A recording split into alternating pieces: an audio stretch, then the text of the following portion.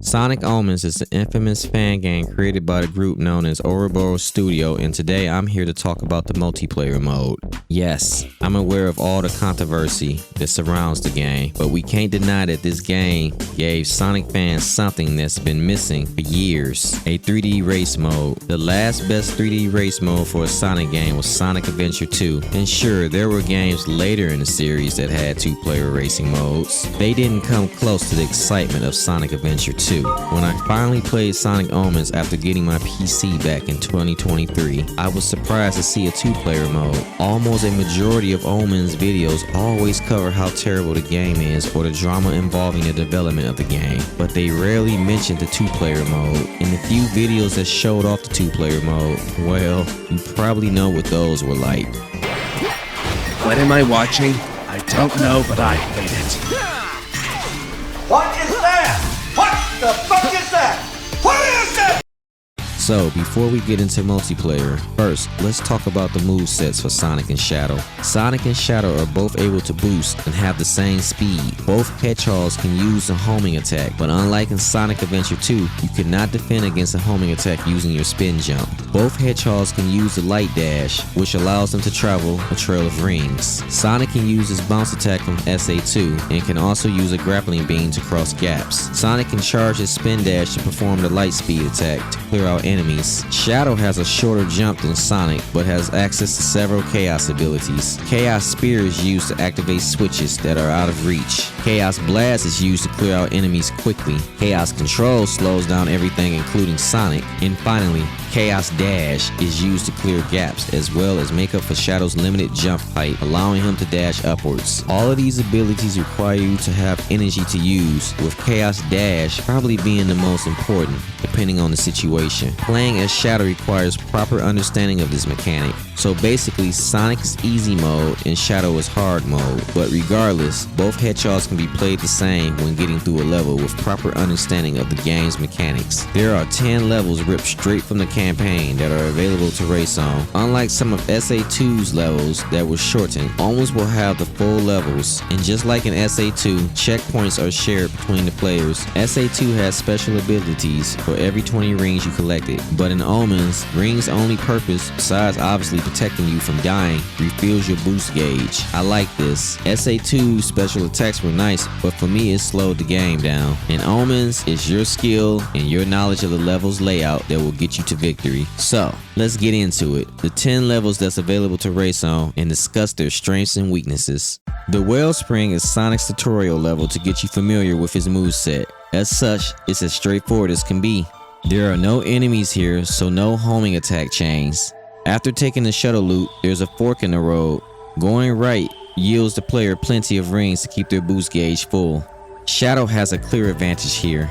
If he balances his chaos control correctly, he can get to the fork in the road first and take the shortcut. Afterwards, if he makes it to the spring locked in the box, he can simply use Chaos Dash to reach the ledge without needing to climb the steps like Sonic to hit the switch to open up the spring.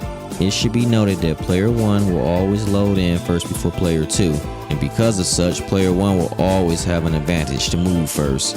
This alone, most likely unintentional, balanced Shadow getting too far using chaos control. So depending on players' skill sets, the Wellspring can truly go either way, and it's a fun, quick, simple level that all players can enjoy. Chao Paradise introduces the mechanic of running on water. This level favors Sonic as it is his introduction level, getting him used to using his grapple beam. Shadow can hang with his blue counterpart, though as long as he's managing his chaos gauge correctly. Shadow's first real challenge comes at this ledge here.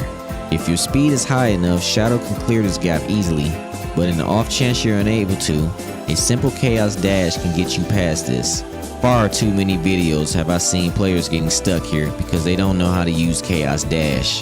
The only other minor issue Shadow players might encounter here is when they arrive at this area. Sonic can simply swing across using his grapple beam, but Shadow must either use his Chaos Dash or use a homing attack onto the rails. I prefer to use the boost jump, as it saves time and chaos energy, but the choice is yours. This level does feature enemies, so Shadow will have plenty of chaos energy at his disposal. Granted, he's able to take them out before Sonic can. Sonic, of course, because the level was built with him in mind, has an easier time getting through the level, with his only real hazard being Shadow's ability to use Chaos Control. Chao Paradise truly comes down to which player can navigate across the waters while keeping their boost gauge up to continue blasting through the level. Area 99 starts off outside of a gun facility and has players avoiding bad nicks and hazards like spikes and laser fences.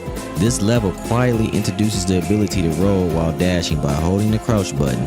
Learning this easy technique can mean the difference between you keeping a lead or falling behind your rival.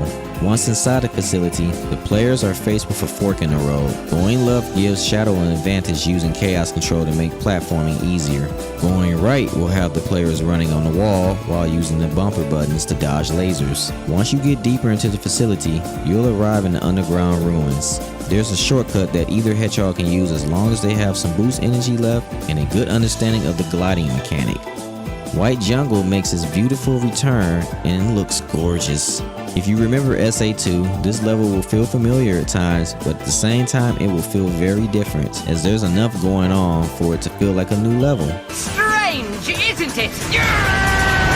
Maintaining your boost energy is key to winning here. Shadow, of course, has the advantage of Chaos Control, and there's plenty of homing attack chains to keep his Chaos energy full. This level will also introduce boost gates. When passing through these gates, players will see their boost gauge completely restored to maximum. Knowing when these gates are coming up will help you maintain your boost gauge so you can continue blasting through the level.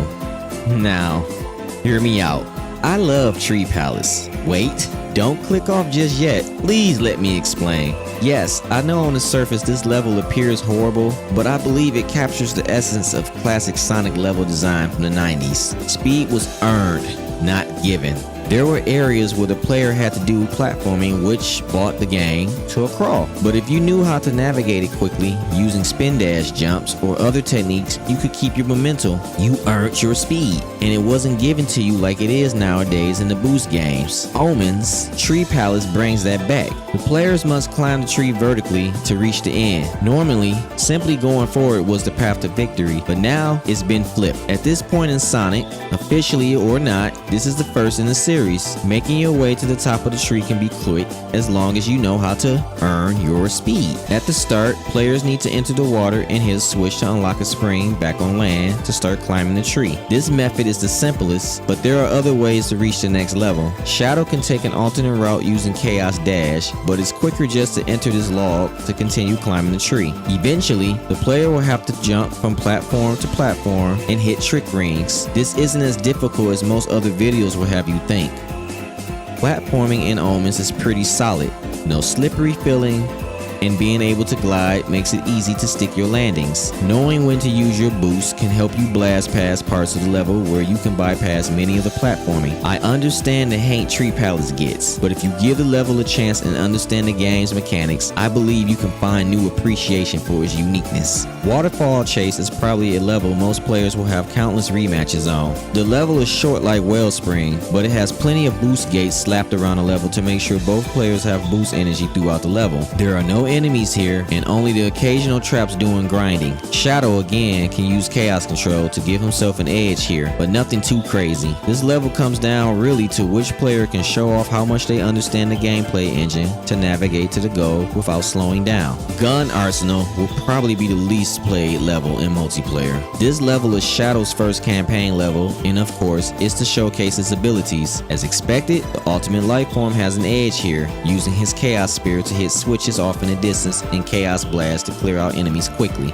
All of Shadow's levels have areas where the player has to clear all the enemies to advance, and the fact that Shadow can just use Chaos Blast with one button press versus Sonic's light speed attack, which has to be charged, is a huge advantage. If Shadow can maintain a nice lead, Sonic will struggle to keep up. Of course though, because the players share checkpoints and there are plenty of death pits in the level, keeping up won't be an issue at all. Also, to not sound like a hypocrite about Tree Palace, Palace. Gun Arsenal has way too much platforming, and it's not nearly as interesting as Tree Palaces. And when you start talking visuals, Gun Arsenal is too bright with all the red everywhere, versus Tree Palace's beautiful nature vibe is easier on the eyes, and you can find your paths easier. Of course, if you know the level layout, that alleviates the issue, but it's not enough to give this level replay value for multiplayer. Modi Jungle brings back speed mixed with a balance of platforming. Shadow once again has an edge using Chaos Spear to hit switches in the distance, but it's nothing once again too serious, because if Shadow ever gets too far, Sonic can simply SD and catch up as long as Shadow is hitting checkpoints. This level has caves where the player has to quickly move through, or they'll suffocate from the toxic gases. The only real thing I feel I need to point out is near the end of the level, you'll come to a cave, and the only way to progress is to defeat all the enemies in the room. Sonic can't do this because occasionally an enemy spawns out of bounds, and only Shadow's Chaos Blast can reach it. Most of the time at least, every once in a while, Shadow will miss this enemy, and the game will become soft locked. At this point, you'll need to restart the level. Modi Jungle is an okay level, but this glitch puts it in a pool of levels you'll probably play only a handful of times in multiplayer. United Railroad is Shadow's final action level, and he has Chaos Control to give him an edge during the level. Sonic is forced to time his homing attacks to cross voids, while Shadow can simply slow down time and run across the roadway. Sonic does have the use of his grapple beam at key points, which makes the race fair. This level has plenty of speed segments and a nice mix of platforming that will keep the players engaged. There are hardly any alternate routes, which surprisingly don't hurt the level as far as racing. Having the players set on a primary route through the majority of the level works because of all the action going on during the level visually. Sonic does have an advantage. When arriving at this segment, Shadow needs to use Chaos Dash to advance, and if the player didn't utilize their Chaos Energy correctly in the previous area, they will struggle getting past this part. But Sonic can simply use his bounce attack with no restrictions. Shadow can collect energy capsules during the ascent, but they are limited, so every Chaos Dash must count. I didn't mention this earlier, but Chaos Dash can be used in two different ways. Chaos Dash can be used by hitting X to go into an over-the-shoulder view to point and aim where you want to dash to. This is obviously slower, but if you want to dash upwards, simply do a double jump and hold the left trigger to have Shadow warp upwards. All other actions will lead to Shadow warping forward. Navigating through this area while understanding Chaos Dash is the key to getting through this area quickly. Once on the train, players have to avoid spikes and falling traps as they push through the train. Once on the top of the train, players will have to avoid billboards. The game would have you think to use quick step using the left and right bumpers, but I will tell you to boost through this area while using the dash roll and well-placed time jumps to blaze through this part. I love United Railroad because it's a pretty balanced level offering plenty of action and testing both players to see just how much they truly understand the game's mechanics. Best believe rematches will be high for this level. The Citadel of Lotus is by far my favorite level in this game, so I apologize in advance if I come off too forgiving of this level. Let me say this first, Sonic has a huge advantage here. There's many parts of the level where Sonic can breeze through thanks to his grappling beam, while Shadow has to work harder to move through these areas. Chaos Dash helps, but I found spamming the jump button as you move through these areas yields better results, and it's just a little bit faster. Shadow players will have a difficult time navigating the level because of these sections, but if you know how to boost jump at the right times and also understand how to play Shadow, you'll be able to race against your average Sonic player. Shadow does have an advantage at two key points during the level. While Sonic has to charge a light speed attack and runs the risk of being hit while doing so, Shadow can use Chaos Blast to blast his way through these parts. The race comes down to the final moments of the level where players race upwards while avoiding insta-kill lasers. Boost gates will see that you're able to run upwards without running out of boost energy, and using the left and right bumpers will let you dodge the oncoming hazards. Making sure to boost while rolling to avoid the spikes will eventually bring you to 3 steel doors that require 3 homing attacks per door. Depending on the lead you hold over your rival, they can come speeding by as you're knocking down a 3rd door. And of course, if Shadow has Chaos Energy for Chaos Control, he can use it to his advantage to slow down Sonic while busting the doors down, or slow Sonic down to catch up while Sonic is busting the doors down. Because there's a checkpoint before all of this goes down, you can best believe your rivals will SD to catch up here. But if you purposely skip the checkpoint and hold a good lead, victory is pretty much guaranteed. The Citadel is by far my favorite level to race on simply because of all the hazard players have to overcome. Despite Shadow being at a disadvantage at times during the level, I still enjoy using him simply for the added challenge. So that's pretty much everything covered for Sonic Omen's infamous multiplayer. Sadly, it probably doesn't receive as much attention as it truly deserves because there's no online mode. Racing is strictly reserved for couch play. Granted, unless you have friends or family who can sit down and play with you, most probably will never experience it. And of course, the few videos that actually show off gameplay are borderline horrible. It leaves a bad impression on the 2-player mode to the point people might reconsider giving it a fair shot. And that's truly a shame, because this fan game is probably the closest we'll ever get to a boost style 3D multiplayer. And even with the controversy surrounding the game, we gotta admit the game isn't as bad as official Sonic titles out there. So what do you think? Is Sonic Omen's multiplayer something you see yourself trying with family and friends? Or is the game just something you'd rather pass on? Leave your comments below and tell me what you think.